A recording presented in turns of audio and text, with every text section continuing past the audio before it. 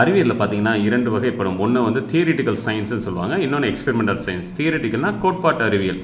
ஒரு பேனா பேப்பர் இருந்தாலே போதும், நீங்கள் ஒரு புதுசாக ஒரு தியரி நீங்கள் சொல்லலாம். எக்ஸ்பெரிமெண்ட்னா நீங்கள் செயலில் அதை பண்ணி பார்க்கணும். எப்போதுமே எக்ஸ்பெரிமெண்ட்காரங்க என்ன சொல்லுவாங்கன்னா எக்ஸ்பெரிமெண்ட் தான் பெருசு அப்படின்னு சொல்லுவாங்க. தியரிட்டிக்கல்காரங்க பார்த்தீங்கன்னா தியரிட்டிக்கல் தான் பெருசு. இப்போ ஒரு புக்கு வாசிக்கிட்டு இருந்தேன், 20th செஞ்சுரி ஃபிசிக்ஸ்னு. அதில் ராபர்ட் மில்லிகன் 1923 நோபல் பரிசு வாங்கின பரிசு பெற்ற விஞ்ஞானி. அவர் என்ன சொல்கிறார் அப்படின்னா, சயின்ஸ் அறிவியல் என்பது 2 கால் உள்ளது மாதிரி. ஒரு கால் தியரி, ஒரு கால் எக்ஸ்பெரிமெண்ட். ஒரு கால் எப்பொழுதுமே இன்னொரு காலோட முந்தி போகும்.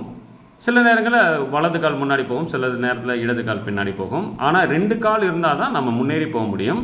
முன்னாடி போகிற கால் எப்பொழுதுமே பின்னாடி இருக்க காலை இழுத்துட்டு போகும் அப்படின்றத பியூட்டிஃபுல்லாக ஒரு உவமை மாதிரி சொல்லியிருக்காரு. இந்த ஒப்பீடு வந்து ரொம்ப பிடிச்சிருந்தது. ஆக மொத்தம் ஒரு அறிவியல் நடக்கணும்னா 2மே முக்கியம். அதனால் இது பெருசு அது பெருசுன்றது இல்லை.